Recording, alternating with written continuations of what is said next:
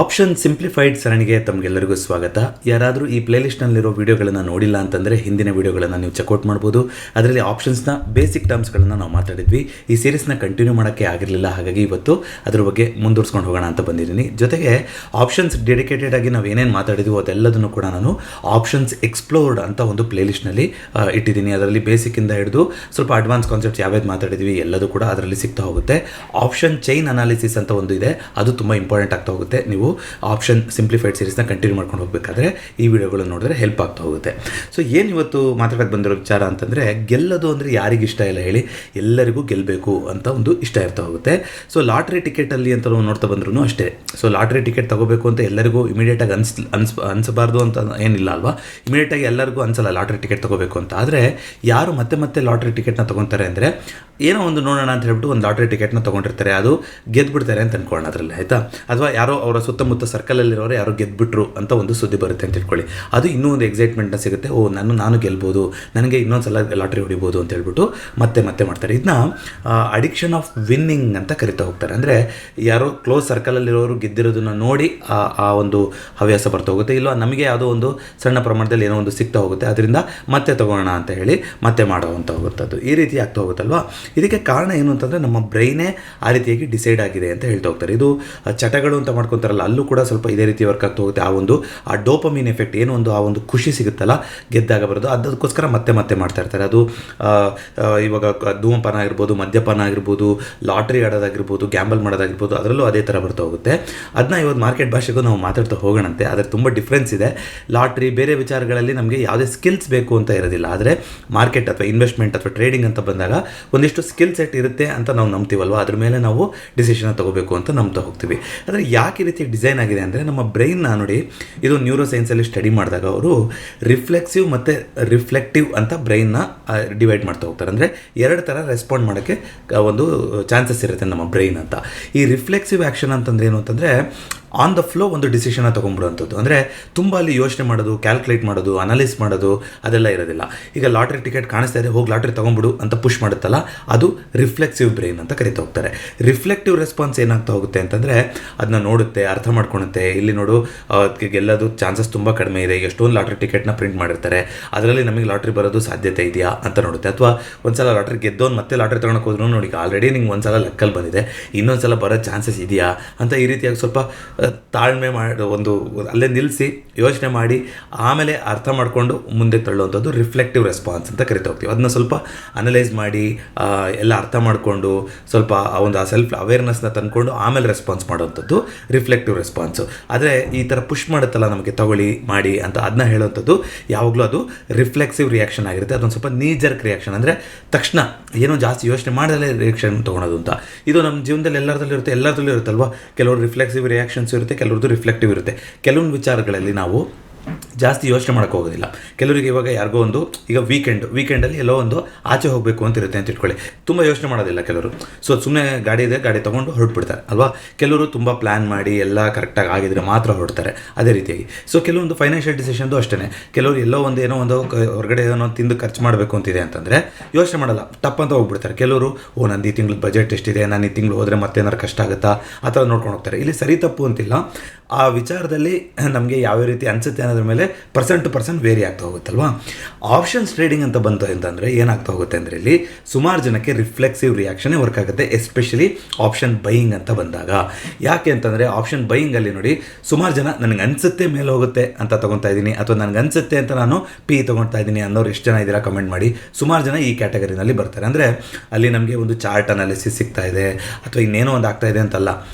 ಈಗ ಹಿಂಗೆ ಬಂದಿದೆ, ನನಗೆ ಅನಿಸುತ್ತೆ ಇಲ್ಲಿಂದ ಮೇಲೆ ಹೋಗುತ್ತೆ, ನನಗೆ ಅನಿಸುತ್ತೆ ಇಲ್ಲಿಂದ ಕೆಳಗಡೆ ಬರೋದು. ಅದು ಅನಿಸುತ್ತೆ ಅನ್ನೋದು ಏನದು, ಅದು ನೀಜರ್ಕ್ ರಿಯಾಕ್ಷನ್. ಆ ಮೂಮೆಂಟಲ್ಲಿ ಬೈ ಅಥವಾ ಸೆಲ್ ಮೂಮೆಂಟ್ ಬಟನ್ನ ಒತ್ತಿಬಿಡ್ತೀವಿ ನಾವು ಅಲ್ವಾ. ಅಲ್ಲಿ ತುಂಬ ಅನಾಲಿಸಿಸ್ ಮಾಡೋವಂಥದ್ದು, ಅಥವಾ ಚಾರ್ಟ್ ಪ್ಯಾಟರ್ನ್ ಏನಾಗಿದೆ, ವೀಕ್ಲಿ ಕ್ಯಾಂಡಲ್ ಏನಾಗಿದೆ, ಡೈಲಿ ಕ್ಯಾಂಡಲ್, ಅವರ್ ಕ್ಯಾಂಡಲ್ ಏನಾಗಿದೆ, ಅದೆಲ್ಲ ನೋಡಿಕೊಂಡು, ಮೂವಿಂಗ್ ಆವ್ರೇಜ್ ನೋಡಿಕೊಂಡು, ಬೇರೆ ಟೂಲ್ಸ್ನ ತೊಗೊಂಡು ಅಷ್ಟೆಲ್ಲ ಅಲ್ಲಿ ಅವಕಾಶ ಇರೋದೇ ಇಲ್ಲ. ಟಪ್ ಅಂತ ಆಗ್ತಾ ಹೋಗುತ್ತಲ್ವಾ. ಅದು ಆಗೋವಂಥದ್ದು ರಿಫ್ಲೆಕ್ಸಿವ್ ರಿಯಾಕ್ಷನ್. ಸುಮಾರು ಜನದ್ದು ಆಪ್ಷನ್ ಬೈಯಿಂಗಲ್ಲಿ ಇದೇ ಮೈಂಡ್ಸೆಟ್ ಇರ್ತಾ ಹೋಗುತ್ತೆ. ಜೊತೆಗೆ ಅದಕ್ಕೆ ಕಾರಣವೂ ಇದೆ. ಯಾಕೆಂದರೆ ಅದನ್ನೇ ತೊಗೊಳಕ್ಕೆ ಯಾಕೆ ಆ ಥರ ಆಗ್ತಾ ಹೋಗುತ್ತೆ ಅಂದರೆ, ನೋಡಿ, ಇಲ್ಲಿ ಲಿಮಿಟೆಡ್ ಲಾಸು ಅನ್ಲಿಮಿಟೆಡ್ ಪ್ರಾಫಿಟ್ ಅಂತ ಒಂದು ಒಂದು ಕಾನ್ಸೆಪ್ಟ್ನ ಟೈಮ್ ಮಾಡ್ತಾರಲ್ವ ಆಪ್ಷನ್ ಬೈಯಿಂಗ್. ಅಂದರೆ ನೀವು ಎಷ್ಟು ದುಡ್ಡು ತಂದಿರ್ತೀನೋ ಮ್ಯಾಕ್ಸಿಮಮ್ ಅಷ್ಟೇ ಕಳ್ಕೊಳಕ್ಕಾಗುವಂಥದ್ದು. ಆದರೆ ಬಂತು ಅಂದರೆ 2 ಟೈಮ್ಸು 3 ಟೈಮ್ಸು ಕೂಡ ಬರುವಂಥ ಸಾಧ್ಯತೆ ಇರುತ್ತೆ ಅಂತ. ಈ ಒಂದು 3 ಟೈಮ್ಸ್ 4 ಟೈಮ್ಸ್ ಬರುತ್ತೆ. ಆದರೆ ಸುಮಾರು ಸಲ ಆಪ್ಷನ್ಸ್ ಎಕ್ಸ್ಪೈರಿನಲ್ಲಿ ಏನಾಗ್ತಾ ಹೋಗುತ್ತೆ, ಅದು ವರ್ತ್ಲೆಸ್ ಆಗಿ ₹0 ಆಗಿಯೇ ಎಂಡ್ ಆಗ್ತಾ ಹೋಗುತ್ತೆ. ಸೊ ಇಷ್ಟೆಲ್ಲ ಕಷ್ಟ ಇದೆ, ಅದ್ರ ಮಧ್ಯದಲ್ಲಿ ನಾನು ಗೆದ್ದರೆ ಅಂತ ಬರುತ್ತಲ್ಲ, ಅದು ಇನ್ನೂ ಒಂದು ಎಕ್ಸ್ಟ್ರಾ ಡೋಪಮಿನ್ನ ಕೊಡುತ್ತೆ. ಹಾಗಾಗಿ ಇನ್ನೂ ಹೆಚ್ಚಿಗೆ ನಾವು ರಿಫ್ಲೆಕ್ಸಿವ್ ರೆಸ್ಪಾನ್ಸ್ನ ತೊಗೊಳಕ್ಕೆ ಅದು ಪುಷ್ ಮಾಡ್ತಾ ಹೋಗುತ್ತೆ. ಅಂದರೆ ಇಷ್ಟೊಂದು ಕಷ್ಟ ಇದೆ ಇಲ್ಲಿ ಗೆಲ್ಲೋದು, ಅದರಲ್ಲಿ ಲಾಸ್ ಆದರೆ ದುಡ್ಡು ಕಳ್ಕೊತೀವಿ, ಅದ್ರ ಮಧ್ಯದಲ್ಲಿ ನಾನು ಲಾಭ ಮಾಡಿಕೊಂಡ್ರೆ ಅಂತ ಅದು ಬ್ರೈನಿಗೆ ಇನ್ನೂ ಕೂಡ ಒಂದು ರಿಫ್ಲೆಕ್ಸಿವ್ ರೆಸ್ಪಾನ್ಸ್ನ ಕೊಡ್ತಾ ಹೋಗುತ್ತೆ. ನೋಡಿ, ಇದು ಏನು ಈ ಥರ ಎಲ್ಲ ಮಾತಾಡ್ತಾ ಇದ್ದೀವಿ ಅಂತ ಅನ್ಕೋಬೋದು, ನಮಗೆ ಗೊತ್ತಿರೋದಿಲ್ಲ. ಅದೇ ರೀತಿಯಾಗಿ ಬ್ರೈನು ಡಿಸೈಡ್ ಆಗ್ತಾ ಹೋಗಿರುತ್ತೆ. ಸೊ ಅದು ಕಂಟಿನ್ಯೂಸ್ ಆಗಿ ಮಾರ್ಕೆಟ್, ಒಂದು ಬುಲ್ ಮಾರ್ಕೆಟ್ ಹೋದ್ರೆ ಆ ಥರನೂ ಒಂದು ಕಾಲ್ ಕಡೆಗೇನೆ ಒಂದು ಸೆಟ್ ಆಗ್ತಾ ಹೋಗಿರುತ್ತೆ. ಕಂಟಿನ್ಯೂಸ್ ಆಗಿ ಮಾರ್ಕೆಟ್ ನೆಗೆಟಿವ್ ಆಗಿ ಬರ್ತಾ ಇದೆ ಅಂದರೆ ಪುಟ್ ಆಪ್ಷನ್ನೇ ತಗೋಬೇಕು ಅಂತ ಸೆಟ್ ಆಗ್ತಾ ಹೋಗುತ್ತೆ. ಈ ರೀತಿಯಾಗಿ ಬ್ರೈನು ಆ ಥರ ಚೇಂಜಸ್ ಆಗ್ತಾ ಹೋಗಿರುತ್ತಲ್ವಾ. ಸೊ ಜೊತೆಗೆ ಇದು ಕೂಡ ಒಂದು ಮಾನದಂಡ. ಏನು, ನಾವು ಎಷ್ಟು ತಂದಿರ್ತೀವೋ ಅಷ್ಟೇ ಕಳ್ಕೊಳೋದು, ಅದಕ್ಕಿಂತ ಜಾಸ್ತಿ ಕಳ್ಕೊಳಕ್ಕಾಗೋದಿಲ್ಲ. ಸೊ ಏನಿದೆಯಂತೆ, ಒಂದು ₹5,000 ಒಂದು ₹6,000 ಒಂದು ಆಪ್ಷನ್ ಬೈ ಮಾಡಿಬಿಟ್ಟು ನೋಡೋಣ ಅಂತ ಹೇಳ್ಬಿಟ್ಟು ಬರೋದಿರುತ್ತೆ. ಆದರೆ ಪ್ರತಿದಿನ ಅದು ವರ್ತ್ಲೆಸ್ ಆಗೋ ತನಕ, ಅದು ₹6,000 ತೊಗೊಂಡು ಬಂದಿರೋದು 0 ಆಗೋ ತನಕನೇ ಬಿಡ್ತಾ ಹೋದರೆ ನಾವು ಪ್ರತಿ ವಾರ ಏನಾಗ್ತಾ ಹೋಗುತ್ತೆ, ಅದು ದೊಡ್ಡ ಲಾಸ್ಟೇ ಮಾಡ್ತಾ ಹೋಗುತ್ತಲ್ವ P&L. ಹಾಗಾಗಿ ಅದು ನೋಡಲಿಕ್ಕೆ ಸ್ಟಾರ್ಟಿಂಗಲ್ಲಿ ಸಣ್ಣದು ಅಂತ ಅನಿಸಿದ್ರು ಕೂಡ ಲಾಂಗ್ ರನ್ನಲ್ಲಿ ನಾವು ಪೂರ್ತಿ ವರ್ತ್ಲೆಸ್ ಆಗೋ ತನಕ ಬಿಟ್ಟು ಸ್ಟಾಪ್ ಲಾಸ್ ಏನೋ ತಗೋದಿಲ್ಲ ಹಾಗೆ ಮಾಡ್ಕೊಂಡು ಹೋದರೆ ಅದು ಕೂಡ ಒಂದು ದೊಡ್ಡ ಅಮೌಂಟ್ ಆಗಿ ಒಂದು ಚೇಂಜ್ ಆಗುವಂಥ ಸಾಧ್ಯತೆ ಇರುತ್ತೆ. ಜೊತೆಗೆ ಯಾರು 1 ಲಾಟು 2 ಲಾಟಲ್ಲಿ ಮಾಡ್ತಾರೆ, ಸೊ ಕ್ರಮೇಣ ಏನು ಮಾಡ್ತಾ ಹೋಗ್ತಾರೆ, ಬೇಗ ಬರಲಿ, ತುಂಬ ಒಂದು ಲಾಸ್ ಆಗಿಬಿಟ್ಟಿದೆ, ಬೇಗ ಅದನ್ನ ರಿಕವರ್ ಮಾಡೋಣ ಅಂತ ಇನ್ನೂ ದೊಡ್ಡ ಕ್ವಾಂಟಿಟಿನಲ್ಲಿ ಮಾಡ್ತಾ ಹೋಗ್ತೀವಿ, ಆಗ ದೊಡ್ಡ ಲಾಸ್ ಆಗ್ತಾ ಹೋಗುತ್ತಲ್ವ. ಇದೆಲ್ಲರಿಗೂ ಆಗುವಂಥದ್ದು, ಎಲ್ಲರೂ ಈ ಫೇಸ್ನ ಒಂದು ರೀಚ್ ಮಾಡಿರ್ತಾರೆ ಟ್ರೇಡಿಂಗ್ ಸೈಕಲಲ್ಲಿ.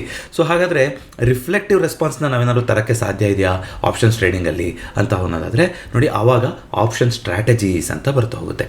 ಆಪ್ಷನ್ ಸ್ಟ್ರಾಟಜೀಸ್ ಅಂತ ಬರ್ತಾ ಹೋಯ್ತು ಅಂತಂದರೆ ಬರೀ ಬೈ ಮಾಡೋದಲ್ಲ, ಜೊತೆಗೆ ಒಂದು ರಿಸ್ಕ್ನ ಒಂದು ಮ್ಯಾನೇಜ್ ಮಾಡೋ ಥರ ಬೈ ಮಾಡೋದು. ಅಂದರೆ ತಗೋಬೇಕಾದ್ರೇ ನನಗೆ ಇದೇನಾದ್ರು ಹಾಳಾಗೋಯ್ತು ಅಂತಂದರೆ ನಾನು ಎಷ್ಟು ಲಾಸ್ನ ನಾನು ನೋಡ್ಕೊತ ಹೋಗ್ಬೋದು. ಸೊ ಒಂದು ಆ ರಿಸ್ಟ್ ರಿವಾರ್ಡ್ನ ಕೂರಿಸ್ಕೊಂಡು ಒಂದು ಸ್ಟ್ರಾಟಜಿ ಅಂತ ಮಾಡಿ, ಒಂದು ಬೈಯಿಂಗ್ ಜೊತೆಗೆ ಒಂದು ಸೆಲ್ಲಿಂಗ್ ಎರಡನ್ನೂ ಮಿಕ್ಸ್ ಮಾಡಿ, ಕ್ಯಾಪಿಟಲು ಕೂಡ ಒಂದು ಈಕ್ವಲ್ ಆಗಿ ಅಲ್ಲಿ ರಿಸ್ಕ್ ಮ್ಯಾನೇಜ್ಮೆಂಟ್ ಬರಬೇಕು, ಮನಿ ಮ್ಯಾನೇಜ್ಮೆಂಟ್ ಬರಬೇಕು, ಟೈಮ್ ಮ್ಯಾನೇಜ್ಮೆಂಟ್ ಬರಬೇಕು, ಮೂರೂ ಕೂಡ ಒಂದು ಕ್ಯಾಲ್ಕುಲೇಟೆಡ್ ಮಾಡುವಂಥದ್ದು.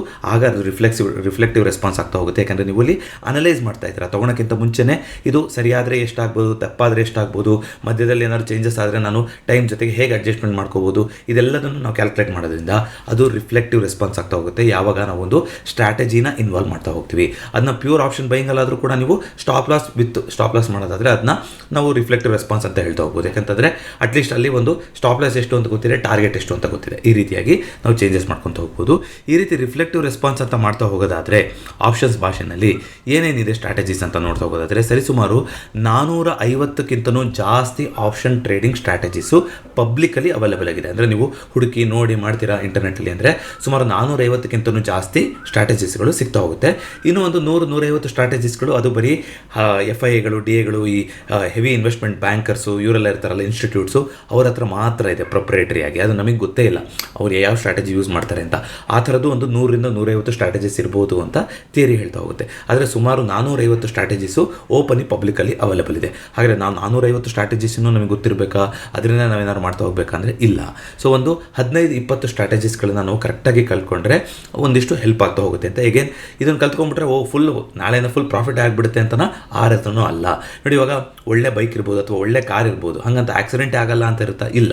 ಎಗೇನ್ ಡ್ರೈವಿಂಗ್ ಮೇಲೆ ಡಿಪೆಂಡ್ ಆಗ್ತಾ ಹೋಗೋದಲ್ವಾ. ಸೊ ಸ್ಟ್ರಾಟಜಿ ಏನೇ ಆಗಿರಲಿ, ಸಾಧನಗಳು ಏನೇ ಆಗಿರಲಿ, ಇವೆಲ್ಲ ಏನು ಟೂಲ್ಸ್ ಏನಾರು ಆಗಿರಲಿ, ಅದನ್ನ ನಾವು ಹೇಗೆ ಇಂಪ್ಲಿಮೆಂಟ್ ಮಾಡ್ತೀವಿ, ಯಾವ ರೀತಿಯಾಗಿ ಅದನ್ನು ತಗೊಂಡು ಹೋಗ್ತೀವಿ ಅನ್ನೋದ್ರ ಮೇಲೆ ರಿಸಲ್ಟು ಡಿಪೆಂಡ್ ಆಗಿರುತ್ತೆ. ಸೇಮ್ ಇಲ್ಲೂ ಕೂಡ ಅಪ್ಲೈ ಆಗ್ತಾ ಹೋಗುತ್ತೆ. ಆದರೆ ಈ ಟೂಲ್ಸಲ್ಲಿ ನಾವು ಏನು ಅರ್ಥ ಮಾಡ್ಕೊತ ಹೋಗ್ಬೋದು, ಏನು ಪ್ರಾಕ್ಟೀಸ್ ಮಾಡ್ತಾ ಹೋಗ್ಬೋದು ಅಂದರೆ, ಮಾರ್ಕೆಟಲ್ಲೂ ಹೇಳ್ದಂಗೆ ನೀವು ಟೈಮ್ ಮಾಡೋದಕ್ಕಿಂತ ಟೈಮಿಂಗ್ ಇನ್ ದ ಮಾರ್ಕೆಟ್, ಅಂದರೆ ಟೈಮಿಂಗ್ ಇನ್ ದ ಮಾರ್ಕೆಟ್ಗಿಂತ time in the market important ಅಂತ ಹೋಗ್ತಾರೆ. ಅಂದರೆ ಇಂಥ ಟೈಮಲ್ಲಿ ಪಕ್ಕಾ ಕೆಳಗಡೆ ಬಿದ್ದಾಗಲೇ ನಾನು ಬಂದು ಇನ್ವೆಸ್ಟ್ ಮಾಡ್ತೀನಿ, ಪಕ್ಕಾ ಮೇಲೆ ಹೋದಾಗಲೇ ನಾನು ಎಕ್ಸಿಟ್ ಮಾಡ್ತೀನಿ ಅಂತ ಮಾಡೋದಾದರೆ ಯಾರಿಗಾದ್ರೂ ಸಾಧ್ಯ ಇದೆ? ಅದು ಖಂಡಿತ ಸಾಧ್ಯ ಇಲ್ಲ.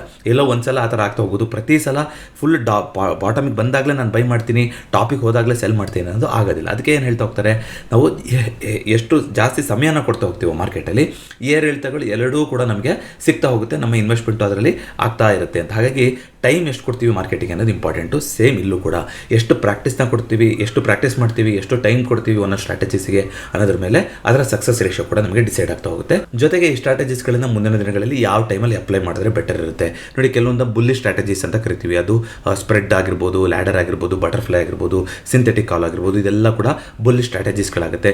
ಬೇರೆ ಸ್ಟ್ರಾಟಜೀಸಲ್ಲಿ ಎಗೇನ್ ಅದರಲ್ಲೂ ಕೂಡ ಸ್ಪ್ರೆಡ್ಸ್ ಬರ್ತಾ ಹೋಗುತ್ತೆ, ಅದರಲ್ಲೂ ಕೂಡ ಸಿಂಥೆಟಿಕ್ ಪುಟ್ ಬರ್ತಾ ಹೋಗುತ್ತೆ, ಪುಟ್ ರೇಷಿಯೋ ಬ್ಯಾಕ್ ಸ್ಪ್ರೆಡ್ ಅಂತ ಬರ್ತಾ ಹೋಗುತ್ತೆ. ಇದಕ್ಕೆಲ್ಲ ಒಂದು ಮ್ಯಾಕ್ಸ್ ಪೇಯ್ನ್ ಅಂತ ಒಂದಿದೆ, ಮೊನ್ನೆ ಪುಟ್ ಟು ಕಾಲ್ ರೇಷಿಯೋ ಅಂತ ಇದೆ, ಕೆಲವೊಂದು ಬೇಸಿಕ್ ಟರ್ಮ್ಸ್ಗಳಿದೆ. ಇದನ್ನ ಕೆಲವೊಂದನ್ನು ಆಪ್ಷನ್ ಚೈನ್ ಅನಾಲಿಸಿಸಲ್ಲಿ ಸಂಕ್ಷಿಪ್ತವಾಗಿ ಮಾತಾಡಿದ್ವಿ, ಅದನ್ನು ಕೂಡ ತಿಳ್ಕೊಳ್ತಬೇಕಾಗುತ್ತೆ.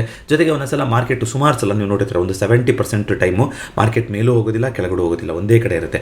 ಆಗ ನಮಗೆ ಸ್ಟ್ರಾಡಲ್ಸು, ಸ್ಟ್ರ್ಯಾಂಗಲ್ಸು, ಐರನ್ ಕಾರ್ಡರು ಅಂದರೆ ನೀವೇನು ಮಾಡ್ತೀರಾ, ಒಂದು ರೇಂಜನ್ನು ಡಿಫೈನ್ ಮಾಡಿ ಮಾಡುವಂಥದ್ದು. ಸೊ ಬುಲ್ಲಿಶ್ ಸ್ಪ್ರೆಡ್ಡು ಅಥವಾ ಬುಲ್ಲಿಶ್ ಸ್ಟ್ರಾಟಜಿಸು, ಬೇರೆ ಸ್ಟ್ರಾಟಜಿಸಲ್ಲಿ ಏನಾಗಿರುತ್ತೆ, ಒಂದು ಕಡೆ ಮೊಮೆಂಟಮ್ ಹೋಗುತ್ತೆ ಅಂತ ಅಂದ್ಕೊಂಡಾಗ ಮಾತ್ರ ಇದು ನೆರವಾಗ್ತಾ ಹೋಗುತ್ತೆ. ಬಟ್ ಬೇರೆ ದಿನಗಳಲ್ಲಿ ಒಂದೇ ಕಡೆ ಇರುತ್ತೆ ಮಾರ್ಕೆಟು ಅಂತ ನಿಮ್ಗೆ ಅನಿಸ್ದಾಗೆಲ್ಲ ನ್ಯೂಟ್ರಲ್ ಸ್ಟ್ರಾಟಜಿಸ್ಗಳನ್ನು ಇದು ಮಾಡಬೇಕಾಗುತ್ತೆ. ಸೊ ಮುಂದಿನ ದಿನಗಳಲ್ಲಿ ಈ ಆಪ್ಷನ್ ಸಿಂಪ್ಲಿಫೈಡ್ ಸರಣಿಗಳಲ್ಲಿ ಈ ಒಂದೊಂದೇ ಸ್ಟ್ರಾಟಜಿಸ್ಗಳನ್ನು ನಾವು ಡೀಪಾಗಿ ನೋಡ್ತಾ ಹೋಗೋಣ, ಒಂದೊಂದನ್ನೇ ತೊಗೊಂಡು ಮಾತಾಡ್ತಾ ಹೋಗೋಣ ಅಂತ.